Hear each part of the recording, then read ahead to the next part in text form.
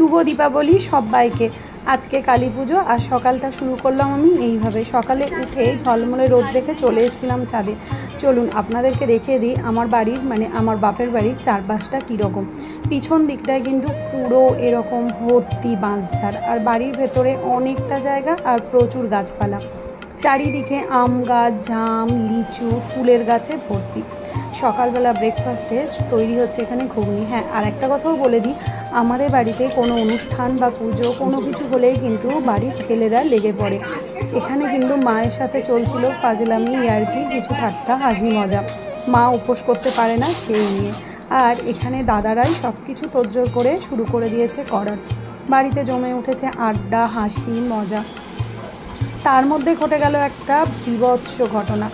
এখানে বাসন কোসন ধোয়া হচ্ছে আর বাসনগুলো সব রাখা আছে।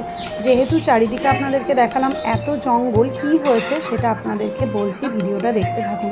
তার আগে বলুন মা কালীর প্যান্ডেলটা আমাদের কেমন হয়েছে। আর একটা জিনিস দেখাই, এই যে এই বারান্দাটা হচ্ছে আমাদের বাড়ির ওপরের বারান্দাটা। পুরো একটা ফুটবল খেলার মাঠ, যেখানে আমি ছোটোর থেকে বড় হয়েছি। সত্যি কথা বলতে এখন 2 কামরার ফ্ল্যাটে সত্যিই আমাদের বিরক্ত লাগে, কিন্তু কিছু তো করার নেই। মা কালীর ঘরে এবার তোড়জোড় শুরু হয়েছে বাড়ির সব ছেলেরা, ভাইপো ভাইজিরা। তার মধ্যে আমার আরেকটা ভাইপো কিন্তু নেই, সে থাকলে কিন্তু আরও বেশি মজা হতো। তাকে সত্যি কথায় আজকের দিনে খুব মিস করি। চলে এসছে ঢাকি।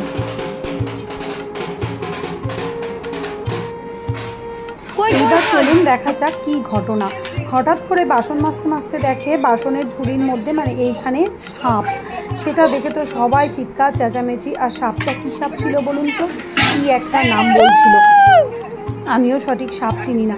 দেখে তো আমিও ভয় পেয়ে গেছি। এই যে দেখে আমার দিকেই তেড়ে আসছে, আমি তো লাফিয়ে যাচ্ছি এদিক ওদিক। তারপর আজকে যেহেতু অমাবস্যার কালী পুজোর দিন বলে তাকে মারা হয়নি।